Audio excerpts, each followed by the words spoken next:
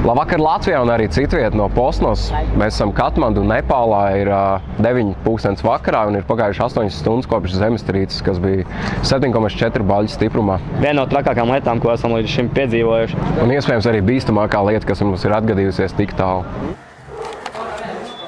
Ir pēc grūdienām sanāk tā cilvēki vēl nāk laukā.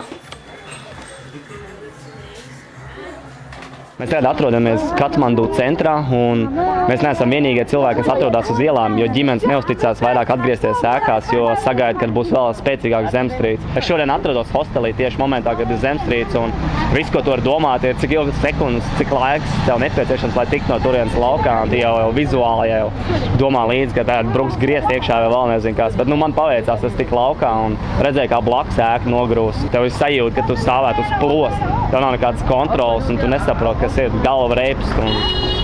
Tikko zemestrīce bija, reku mājas sabrukuši, var redzēt. Pilsētā pils, visur ir putekļi pilns, zem vēl kratās. Es nezinu, cik viņi spēcīgi bija, bet man aiz mājas atkal aiz muguras sabrukuši. Mājas ir tikko trīcējuši, tā bija spēcīgi. Labi, ka mēs bijām augšā kalnos, mājas brūk atkal. Tik līdz zemestrīce bija beigusies, mēs lecām uz motocikliem. Viena no mūsu kolēģiem bija arī mediķi, tāpēc mēs trietā sēžot uz motocikla ar plāstām rokās braucām uz pilsētu, lai palīdzētu izrakt cilvēkus. Tiekot iekšā pilsētā, mums pārdesmit metrus no mums sabruka māja, bet par laimi neviens nebija iekšā. Visi cilvēki ir ielās, neviens vairs neguļ mājās. Vēl aizvien notiek glābšanas darbā, ar buldozeriem tiek stumts mājas, un militārie kopā ar mediķiem strādā roku rokā, tāpatās arī ceļotājiem kā mēs, lai izrakt cilvēkus. Cik briesmīgi cilvēki apkārt kliedz, bērns spiedz. Sievieti priekš no sāpēm kliedz. Sekoši drausmīgi.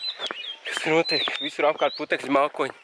No sabrukušām mājām. Mēs paliksim kopā ar Nepāles tautu un palīdzēsim cietušiem, cik vien tas būs mūsu spēkos. Katru dienu mēs dodamies ārā, lai roku rokā strādātu ar cilvēkiem, kur mājas ir sabrukuši, ar vietējiem iedzīvotājiem, kas nāk mums palīgā, lai palīdzētu saviem kaimiņiem. Paldies, ka uztraucaties un atbalstat mūs. Un čau no Posnos, ar labu nakti un ceru, ka šonakt jūs gultas netrīcēs. Čau!